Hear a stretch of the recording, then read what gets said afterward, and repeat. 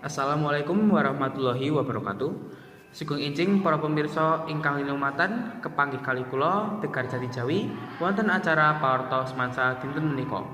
Pawarta ingkang badhe kula aturaken inggih menika pembentukan Satgas Lingkungan ing SMA Setunggal Wonosobo. Dinten Jumat 12 September 2019, para guru tim peduli lingkungan ngawontenaken musyawarah pembentukan Satgas Lingkungan ing ruang panggihan SMA Negeri Setunggal Wonosobo.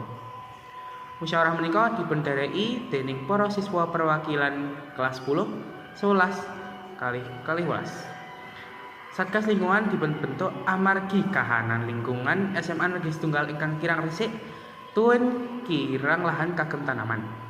Pembentukan Satgas ugi dipundhasari kaliyan pengolahan sampah ingkang dereng leres. Nalikanipun musyawarah wonten kabentenan panggalih, ananging kabentenan menika saged dipunrampungaken kanthi tentrem, lajeng Satgas Lingkungan menika saged dipunbentuk.